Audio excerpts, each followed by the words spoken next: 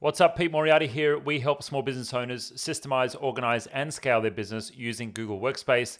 And this is a back catalog episode. This is one that I recorded with Ash from Productive Insights. And I'm just going to give you a little intro in some of the things that I shared in this episode. It's a pretty cool one, a number of years ago now, but still pertinent information I know because I just listened to the episode and re-listened to it. So we covered things like where Google are going with Workspace. At the time it was called G Suite. It's now Google Workspace, and where it kind of fits in Google's priorities as a company. Obviously they make most of their money through advertising, but they have the emerging cloud division in their business. How you can migrate to cloud-based services if you have not yet already. And so that's probably more likely relevant for, let's say, mid-market companies or businesses that are still stuck with legacy applications that may have until recently required servers to run locally in your businesses. Number 3, how we help business owners find freedom. Whatever that freedom looks like for you, whether it's location freedom, time freedom, money freedom, we have technology strategy that we support businesses with. And we talk a little bit about that. And then we talk about some of the basics of cloud security, some of the features inside of Google Workspace, which are really useful for those who are looking to secure their cloud accounts. But I take Ash through some basic principles there. Finally, how you manage technology strategy as you scale. This is something that is very dear to my heart, making sure that business owners have the right scaling strategy and the right tech strategy as you choose to scale your business. So check it out. It's audio only from here forward. Stick on your headset, enjoy yourself a cup of tea or a walk or whatever you're up to, and I will catch you in the next one. Cheers. And actually, you touched on another important point, and that is when you try and do things like this yourself, you're going to either spend a lot of time or a lot of money. And if you're earning a lot of money and you spend a lot of time, you're still spending a lot of money. So this is when you call the Peter Moriartys of the world in and say, look, I want this done. And you've done it hundreds of times before, so you can make a proper, sensible plan. You can bring your experience to bear. You can bring a lot of benchmarking to the situation, and you can make the transition happen a lot more smoothly. Absolutely. Similar to your podcasting service, which is preventing someone from wasting hours and hours or maybe even days banging their head against the wall trying to learn something new. There's a little trick that you can do to work out your effective hourly rate and what that hourly rate is. I'm going to share a secret weapon. How about that? Yeah, go for it, man. I'm Matthew Gimbley from MatthewGimbley.com, and you're listening to my friend Ash Roy at ProductiveInsights.com. Welcome to the Productive Insights Podcast, where you can learn how to systemize, automate, and scale your business via the internet. To access previous episodes and useful productivity tips, go to ProductiveInsights.com. Now, here's your host, Ash Roy. Welcome, guys. Today's guest is an expert in small business cloud computing and has been ranked one of Australia's top 10 entrepreneurs under 30 by Smart Company and Australian Anthill Publications. He started IT consulting at the age of 15 with a backpack and a push bike in rural Sydney. Since then, he's pushed his passion for technology in growing IT Genius Australia into a full-service IT consultancy, servicing businesses up to 200 employees across Australia and beyond. IT Genius has worked with some leading companies, and they've secured partnership with Google Australia to assist Australian businesses to collaborate more effectively with Google's suite of business productivity and collaboration tools. I'm delighted to welcome Peter Moriarty, the founder and managing director of ITGenius.com. Welcome, Peter. G'day, Ash. How you going? Good to see you. Good to see you too, man. Awesome to have you on the show. Peter, could you give us your take on cloud computing and why it is so important in business today, and why our listeners should be listening very carefully to what you have to say? Oh, sure. Well, it's interesting. You know, when we started in IT, as you said, you know, I was 15, and that wasn't that long ago.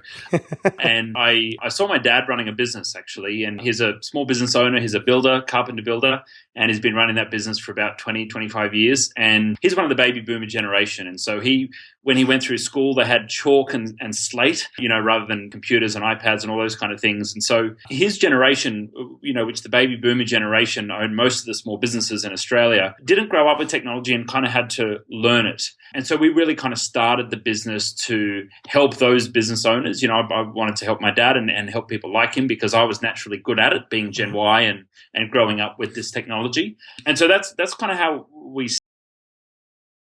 IT services business, where we were fixing people's computers and maintaining their networks and their servers and all of those kind of things. And it naturally morphed into an IT consultancy. And then, you know, about 5 years ago, cloud computing got really, really popular. And one of the things that has made that popular is things like the internet speeds getting faster. We've now got in Australia, the NBN is coming along in whatever shape or form. Everyone will eventually get it. Yep. But these increased connectivity speeds, reduced cost of cloud computing, services like Amazon and Workspace and Google Compute available in data centers, and developers building these amazing applications that run 100% what's called on the cloud, but what really means on the web, so in a browser. So when you go to gmail.com or you load up, Xero.com is another really popular cloud accounting platform. Yep. These applications are accessible most of the time on a subscription basis, so you just use what you need. But what's interesting about them is how they're changing how we interact with our devices. No longer we need to buy a big clunky server and stick it in the office. We're now able to truly embrace what's called utility computing, which is just accessing what we need when we need and getting access to best-in-breed software that requires very little maintenance and, for the most part, doesn't require an IT person to run.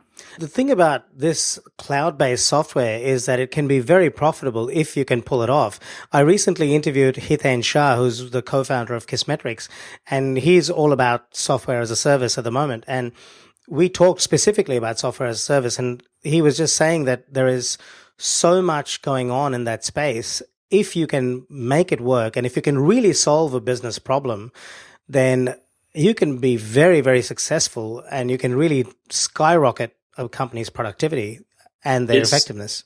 It's an amazingly scalable model. I mean, when you talk about it from the vendor's perspective like that, someone like Google, who have Google Apps for Business, which is one of their core applications, which we happen to be a partner for, they have over 5 million organizations using Google Apps for work. 5 million. Which is phenomenally. Over 5 million organizations. And, that includes some really large organizations here in Australia, like Woolworths, Fortescue Metals Group, people like Dick Smith. They're using these applications, and right down to really small businesses as well. So 1 to 5-man band operations also using the same kind of software. But interestingly for Google, even though they've got 5 million organizations using it, and that's generating $2 billion worth of revenue for Google a year, that's still a very small fraction of their revenue. Their total revenue is about $60 billion. So, the software space is extremely interesting at the moment.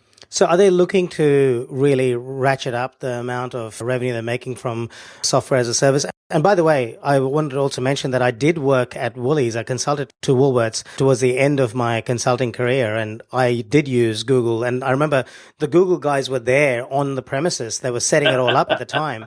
And they really did, and they really did a lot of hand-holding, and they really embedded it very well into the business.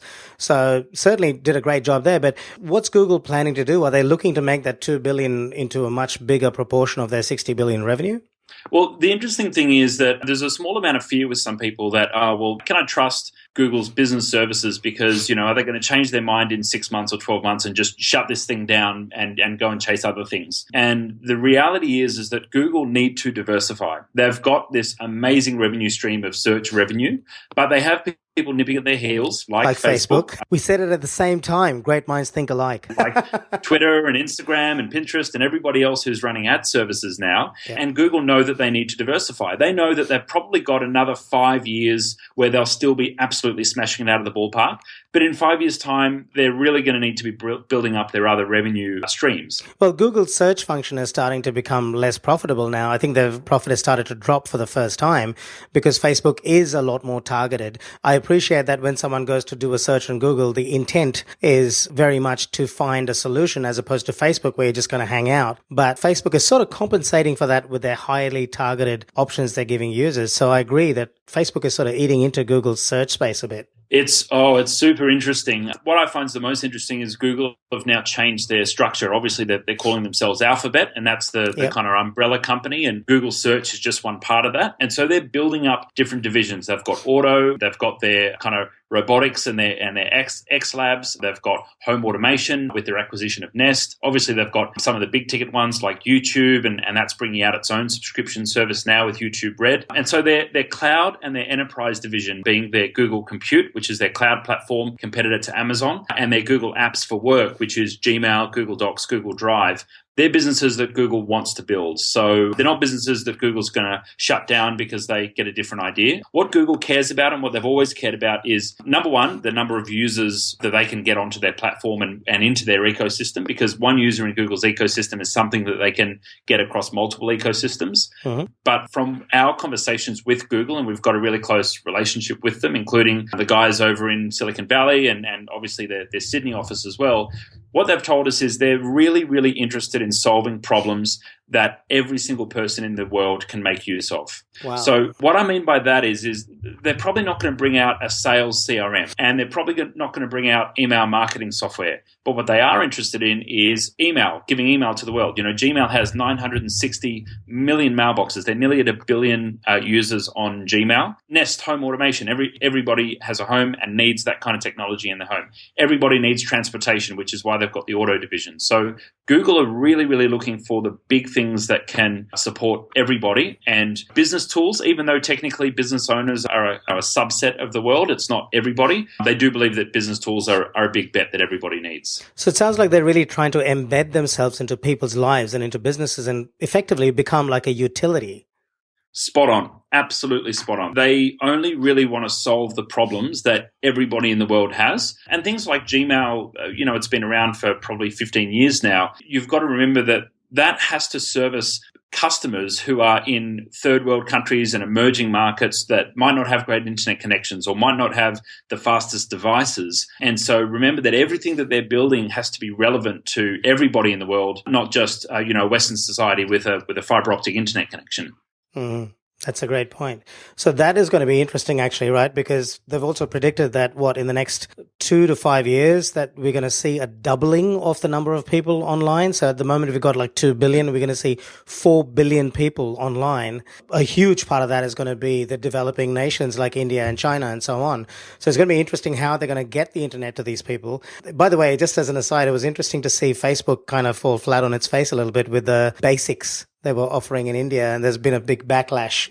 Yeah, I think the hoo-ha with that was because it was felt to be in Facebook's kind of walled garden because Facebook were providing it, and it kind of goes against ideas of net neutrality and having open access to the internet. What I find is really interesting is obviously there's a massive opportunity for marketers who are developing products to take those products into these emerging markets, specifically with regards to small businesses and productivity and growing and excelling in a small business.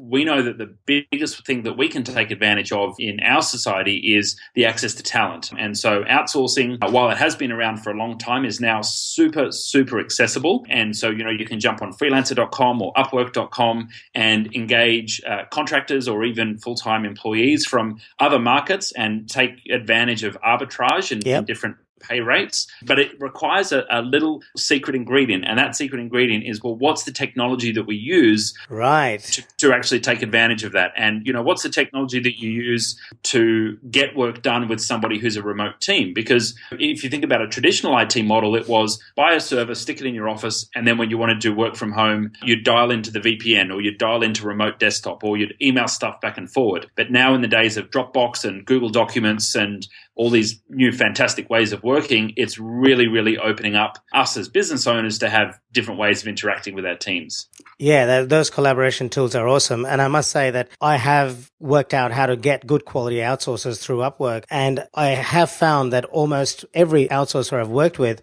tends to work with a PC and not a Mac. So that pretty much knocks out Apple-based collaborative tools, which I would prefer to use in a lot of situations. So I end up using Google Docs and Google Sheets, and it really does work very well. I have to say that you can really update these things in real time. You can make a change and the other person's seeing it right there and then. So it's really pretty awesome. So this actually segues really nicely into the next discussion, which is about your definition of cloud computing. And we've already touched on that. We've talked about Google Docs. We've talked about Google Sheets. We've talked about essentially any of these utilities that increases collaboration and productivity of a company to meet its objectives of increasing its profitability and providing its services to its customers. It makes that process simpler, more seamless and easier, and it doesn't require the software to be sitting on the computer's hardware like it used to a few years ago. It's basically sitting in the cloud. Is there anything else that I've missed about the definition of cloud computing that you'd like to add to that? Look, I think the big one is that you're removing points of risk.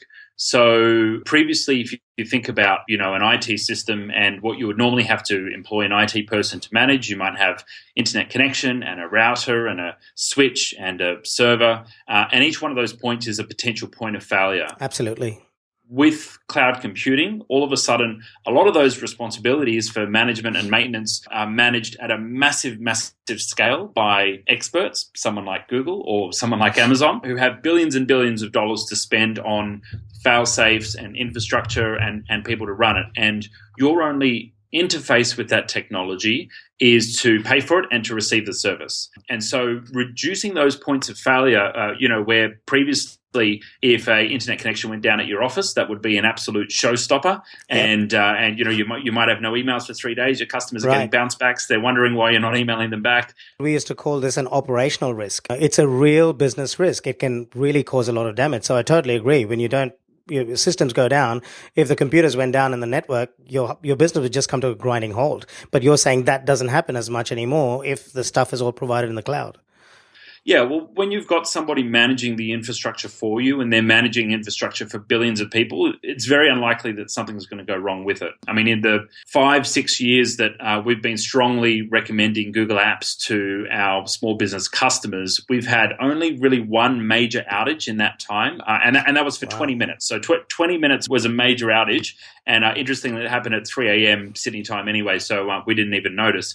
And so just getting access to a tool like that where you can say, okay, cool, big tick, I don't need to worry about email problems anymore. Big tick, I don't need to worry about getting access to my files ever anymore. As long as I've got an internet connection, then I'm okay. And if the internet's down at the office, I can tether to my mobile, or I can go to an internet cafe, or I can jump in the car and go home, and I've always got access. And so cloud computing not only removes those points of risk or potential points of failure, but what it also provides is for you, the business owner, freedom. And so to the listener who's thinking, well, what does freedom mean, Pete? Well, that might be, getting a couple of extra hours in the afternoon to do the school run and pick up the kids from school and then get some work done at home instead of being stuck to the office. Or it might mean taking a few extra holidays. And, maybe they're just short mini holidays, as Tim Ferriss talks about, his little mini breaks, but being able to be connected to your team and your business from any location, from any device. And so the question is, well, what would you do if you weren't constrained so much by time and you weren't constrained by location? Where would you live? What would you do with that time? Right. And one of our customers, his name's Michael. He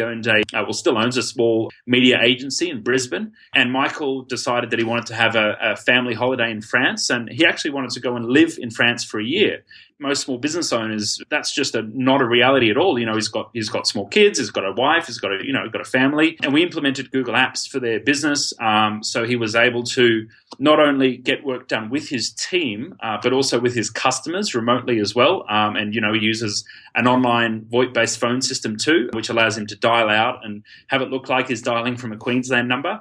And he's 9 months into his 12 months living in France, which is just absolutely awesome. Still running his business, still profitable, still fantastic. And so we've actually just done a blog post on his story and put that up on our blog at itgenius.com, because that's the reality of the kind of freedom that you can create using the right technology in your business. Well, please do send me a link to that blog post, because I'd love to add it to the show notes. I think that'll be a great resource. It was unthinkable even 10 years ago for a lot of entrepreneurs to live outside of the United States. But there's a lot of these entrepreneurs that are living in various places in the Philippines, or Chris Ducker is another one. And they have run very successful businesses remotely at a lower cost of living. So they've got the geo arbitrage happening, and they've got the income coming in US dollars. So it's a win-win. Yeah.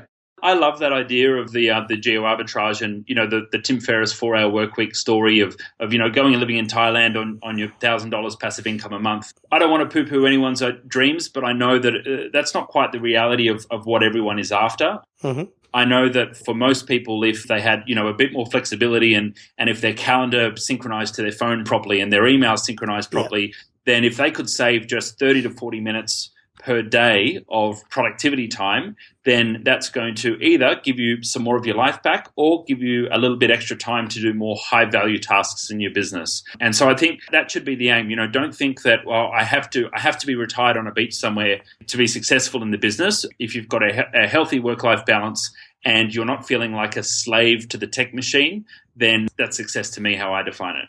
I agree. That's such a great point, because not everybody wants to move to Cebu to run their business. No. And most people want to just live their lives as they're living it, but just a little bit more efficiently. So completely agree. Now, that case study you shared about the guy in France was just really great. So thank you very much for sharing that. That really brings a lot of perspective and reality to how this can actually work in a person's favor if they are running a business, and how it can help them with their lifestyle should they choose to make those changes. Okay, now let's talk about some of the biggest challenges that people face when it comes to cloud computing. One, which you mentioned earlier, was people often fear that the provider like Google may decide to change direction, so they don't want to jump in head first. What are the other challenges you've noticed, and how have you helped businesses overcome them? Look, there's two main ones. One is a kind of generic fear of the cloud and things being not on my local device. And so I'll address that. And the second one is a bit more specific with our customers when we're talking about moving to Google Apps, and that's more of a change management one. So the first one is I'm scared of the cloud because I don't know where my data is, or I'm scared of the cloud because what if someone hacks the cloud? I'll tell you one more thing I'm scared of, Peter. I'm scared of the cloud because I'm not sure who really owns the data. I know it's my data, but it's sitting on Google's servers or Apple's servers. So who owns it? And they're the custodian of my data. I'm not. So that's another one. That's very, very valid question. So there's a few things to address there. First one is Google cares a lot about keeping your data protected because their reputation is tied to how well they can protect your data. Now, this is contrary to common misconceptions. They don't have any, and this is with their business accounts, they don't have any claim to your intellectual property. They don't have any claim to ownership, and they've been independently audited by the European Union and a number of other, security practices and protocols to say that they do not have any claim of ownership of your IP or your data. And to be honest, Google don't give a crap about your P&L sitting in Google Sheets. They don't care about that on an individual level. Yeah. What they care about is our behaviors on a whole, on how we're using the product. But very specifically, and they've been independently audited on this as well, Google do not use your data in any way for advertising, as long as you're on a business account. So as long as you're using one of their business services, they do not use your data for advertising. Okay. Just to your earlier point, I just wanted to say that probably explains why Apple is fighting the FBI so aggressively at the moment and not wanting to release the backdoor to their software, because it effectively compromises their integrity as a company, doesn't it? Absolutely. And they have very specifically designed their software so they can't even see in to what you're doing, even if they wanted to, by encrypting it. And Google does the same thing. If you've got a problem with a Google document and it's corrupted or something like that, you've actually got to share that document with Google support before Google support can even see into the document. So they can't just hit a switch and jump into the back end of your account. It's all encrypted and locked away. The other kind of scary thing for some people is, if my data isn't within my control on my USB stick or on my hard drive on my computer, then it's just not safe. I don't have control of it, therefore I don't feel like it's safe. And my counter to that is that Google, storing your data on a secure cloud-based service is much more secure than having it saved on your local machine, because I can probably guess that your computer password is your dog's name and then 123 or your kids' birthdays or something like that. Pretty easy to crack, especially if someone has physical access to your machine. Whereas services with Google have free upgraded security options, for example, two-factor authentication. Yep. So I've got my phone here sitting on my desk. Let me just grab it. And so when I sign into my Google account on a new device that Google hasn't seen before, it'll send me a text message with a little 6-digit code, and I have to enter that 6-digit code before I'm able to get access to my account. I use that too. Oh, it's absolutely brilliant. And so that means that if I were to tweet my my Google Apps username and password for my business account, I'm not going to do it because it's probably not a good idea. I'll have someone try and get in through social engineering. But if I were to release those details, no one would be able to effectively get in without having my mobile phone there. So that keeps you really secure. And so, I don't want to spend too much time on security, but the second big question that we get around why kind of cloud computing is scary is the change management. And so we move businesses primarily from Microsoft technology and some Apple users as well over to Google Apps. And what that typically involves is us helping somebody move from a Outlook or a Mac Mail interface into using Gmail. And that's a big, scary move for a lot of people. And we've helped hundreds and hundreds of businesses onto Google Apps for Work. We're up to over 350 implementations we've completed now. Google tell us we're one of their top partners, which is awesome. Cool. Well done. So which is great. What that means is we're helping over thousands of employees of these businesses that we're moving across to Google. We're asking them to make a pretty big shift. If they've used Outlook for 5 or 10 years and we're asking them to go ahead and use Gmail online, that's going to be a big shift for them. So that's the second biggest challenge that we come up against. And the way that we help business owners and their teams make that transition is we show off all of the best features of Gmail. Gmail's got some amazingly powerful features that you can use for your business. And one common misconception is, well, am I going to have a Gmail address to use for my business emails? Peter.Moriarty _69 sexy honey 123, right? at gmail.com. Well, no, you're not going to need to use that. I can use my business address, peter@itgenius.com, right, on the Gmail interface. That's what you pay Google for the business plan. And so we find that, with learning anything new, once you've been shown the way, then you're more likely to adopt that change. But for us, a big one is, showing how someone can be more productive using Google's tools, why it's a good idea to consider a change with the applications that you're using. And once someone's been shown the way, we find that they're going to be on board with the rest of the Google transition. And actually, you touched on another important point, and that is when you try and do things like this yourself, you're going to either spend a lot of time or a lot of money. And if you're earning a lot of money and you spend a lot of time, you're still spending a lot of money. So this is when you call the Peter Moriartys of the world in and say, look, I want this done. And you've done it hundreds of times before. So you can make a proper, sensible plan. You can bring your experience to bear. You can bring a lot of benchmarking to the situation, and you can make the transition happen a lot more smoothly.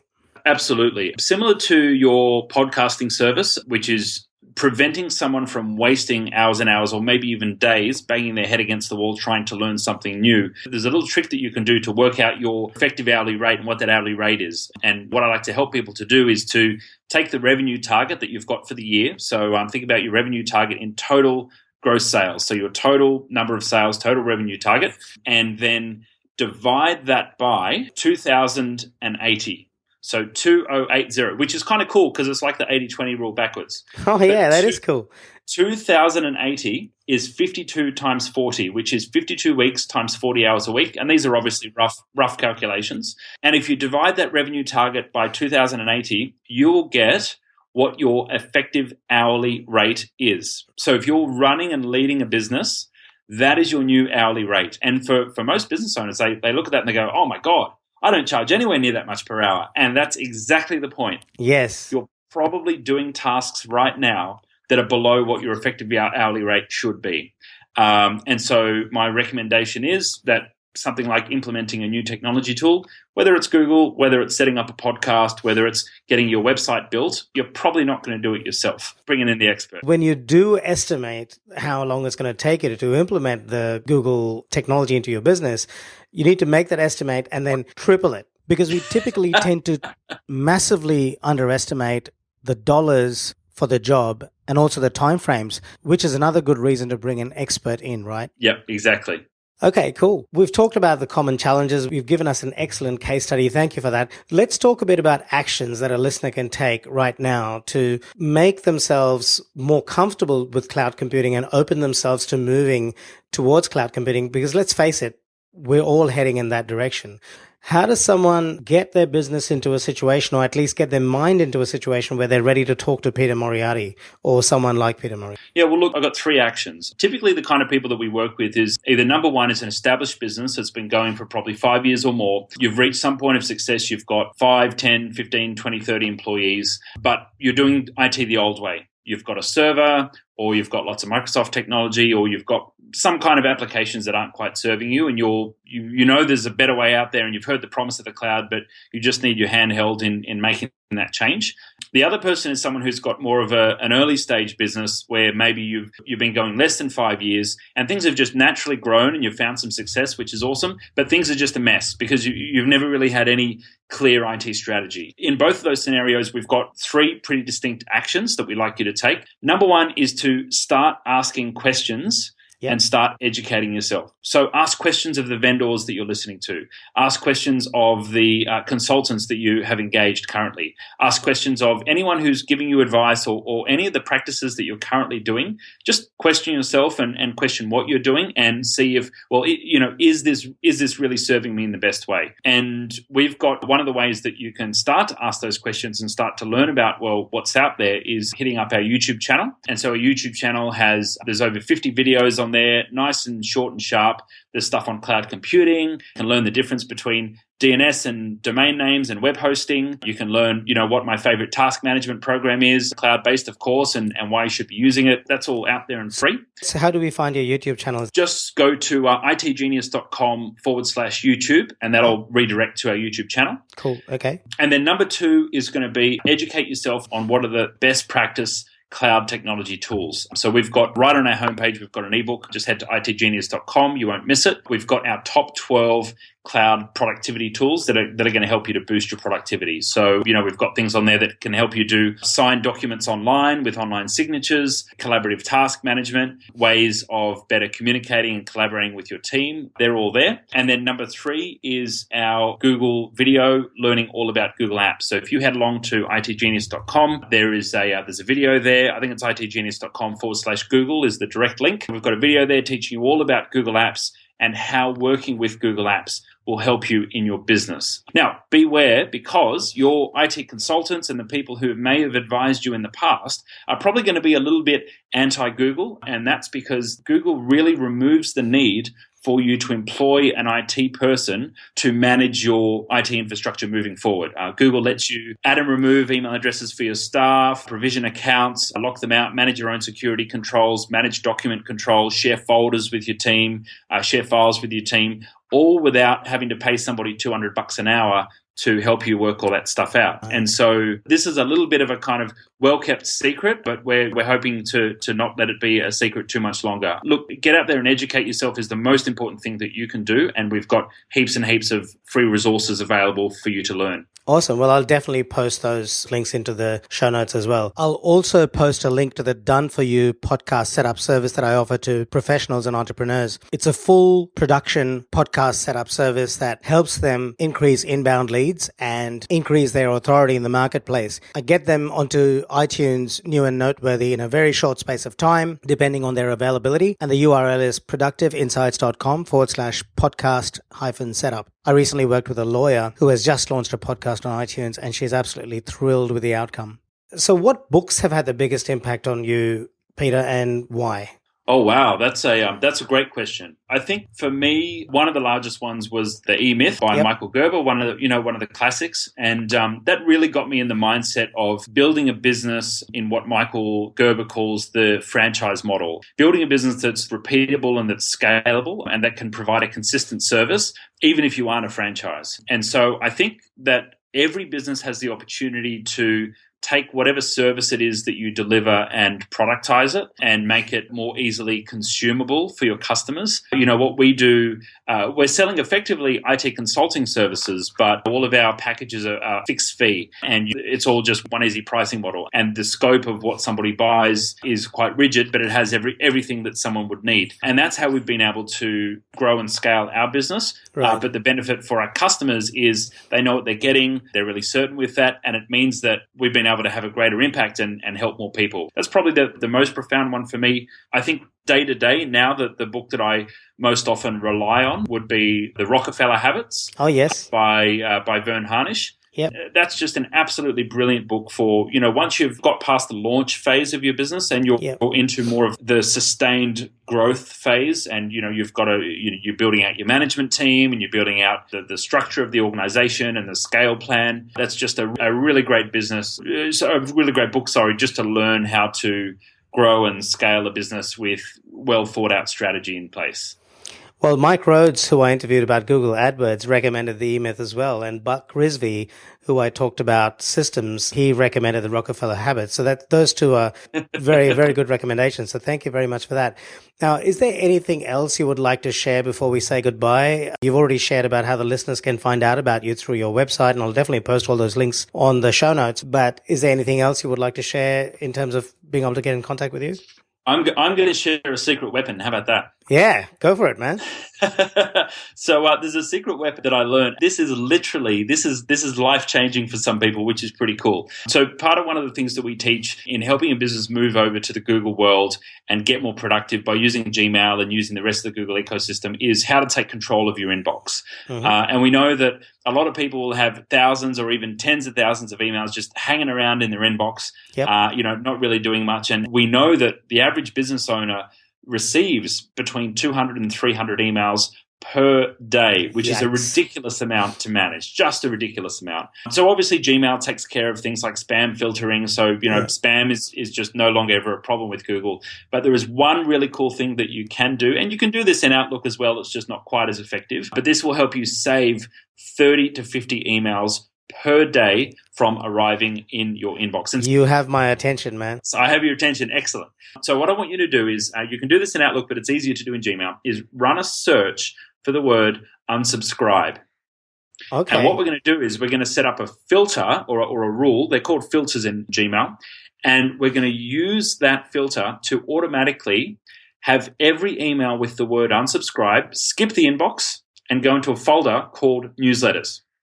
And what that means is any automated response emails, any marketing emails, any, that guy that you met at a networking event who added you to LinkedIn and put you on his mailing list, all of those emails are going to skip your inbox. They're going to go into a side folder called newsletters. And then once a day, just open that folder and have it browse through and just make sure there's nothing important there that's been picked up. But I promise you that will save you 30 to 50 junk emails from hitting your inbox every single day. And that's going to keep them off to the side. Now, if you're a marketer and you're listening to this and you're freaking out, oh my God, Peter's teaching people how to avoid my emails. Well, you can probably go into your email marketing program and change the text for your unsubscribe link. It just so happens that most people are lazy and they leave it literally with the word unsubscribe there. And if any of your customers are students of mine, out of the thousands of students that have gone through our training, then they're probably going to be filtering your emails out. So little trick there if you're a marketer. Dude, that is absolute gold. You've given us the solution, and then you've given us the counter to the solution as well. Go and change your unsubscribe to do not receive these emails or something. So, I love it. I know what I'm going to be doing immediately after this interview. Thank you so much for that, Peter. That was awesome. Well, man, it's been great. I've really enjoyed this conversation. I'd love to have you back on the show. I look forward to seeing you at Superfast Business Live in a couple of days. I look forward to it, Ash. Thanks so much for having me on the show. And anyone who wants to get in touch or learn more, head along to itgenius.com. As I said, we've got a YouTube channel, itgenius.com/YouTube. That'll redirect you. Heaps of stuff there, ebooks, free resources, webinars. We've got a podcast as well, which is called Business Technology Simplified. And that's talking all about small business technology and how you can use it to be more productive. Ash, thanks so much for having me on, and I look forward to the next time we catch up. Pleasure to have you here, man. Listen, don't forget to send me all those links so that I can put them in the show notes to all those resources you mentioned, the podcast, everything. Absolutely will. All right, cool. Talk soon. So there you go. An excellent discussion on cloud computing with the founder of itgenius.com, Peter Moriarty. I really liked the points he made about educating yourself on cloud computing. Start asking questions. Check out the IT Genius resources on YouTube. One of the biggest takeaways for me from this was how to take control of your inbox. That simple but super effective hack. Just create a rule in your email to select all incoming emails with the word unsubscribe in them and shunt them off to a folder allocated just for newsletters. A great way to dramatically cut down the amount of noise hitting your inbox every day. Now, some related episodes that were either mentioned in the podcast or that might be useful to you are marketing automation in that one. Episode number 8, where I talk about productivity, 15 ideas that really work. Episode number 15 with Mike Rhodes, where he talks about Google AdWords and success secrets with Google AdWords. Episode number 18 with Buck Rizvi, where he talks about how to build an 8-figure business using good quality systems, in which he also mentions the Rockefeller habits. Episode number 37, which talks about how to eliminate information overload and maximize your productivity. Episode number 42 with Chris Ducker, where we talk about his secret of KISS metrics on software as a service. So I hope you found that content useful. Don't forget to head over to productiveinsights.com/podcast setup to book a free 20-minute consulting session with me to assess whether your business is well positioned to benefit from a podcast just like this one you're listening to. That's it from me for this week. Talk to you next week. Over and out. Thanks for listening to the Productive Insights Podcast. You can find all the links in the show notes below this episode on productiveinsights.com. You can also ask questions in the comment section that Ash personally answers. How can Ash help you today? Ash help you today? Ash help you today? Ash help you today?